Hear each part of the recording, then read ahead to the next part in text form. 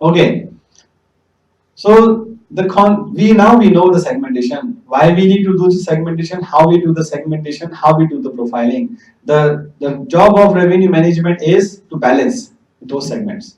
Why we need to do the balance? Why we cannot take all the business? Because you cannot take everything, right? So you need to be able to balance the segment to maximize your profit. So how we do it? We do balance between the two types of business. Either it's a group business, or you can say FITs, or the people who are coming for leisure.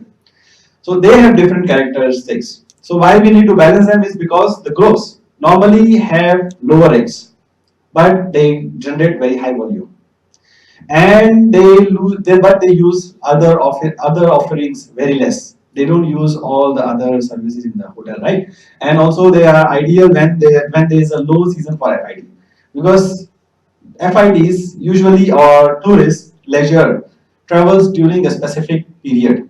Either they travel on the weekends, or they travel during like their tourist season. Like for example, Myanmar has a tourist season from starting from November to March or April.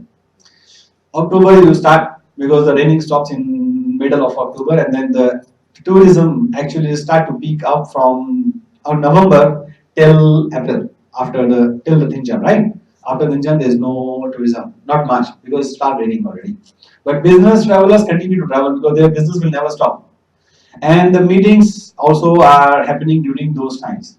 So like when I used to work in Chiang Mai, we have the 12 month season. So from November to March, tourist season, because it was cold. So people from Bangkok go there on weekend, or the foreigners are coming also there, Westerners, Europeans, Japanese, other people. And then during the low season of the FIDs, we used to get the groups and bookings from the other business groups, association groups, because those times rates are very low, and businesses have, because they are buying a bulk, they don't want to pay the full price anyway.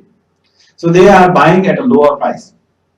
So there we have a full 12-month season, high occupancy, and now we create new markets for ourselves. So for example, like in October, what I saw when I was in Chiang Mai, say that okay, now business is also not coming, and because they start coming from October, and the tourists also not coming. But we found that okay, the Chinese New Year or the Chinese holidays fall in October, so there is a market for us. So we started to market our hotel in our destination in China. And there was few like new roads were coming. So people from China were coming to the city. So during the Chinese holidays, those school holidays, we market our hotel in Singapore, in Malaysia, in China, so that we can get a lot of tourism from those peoples.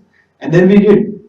After 1 year of trial, next year we did get the business in October. So in October, which used to be the not so busy period, we were full. Surprise, right?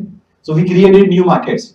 So these are the way of segmenting, so that you can see when these peoples will be coming, when to market them, and why they should be coming to your property. So it's not only about to know who are coming, who can come also, right? You are not promoting only your hotel. You are sometimes promoting the destination itself, not only the city but also the country sometimes.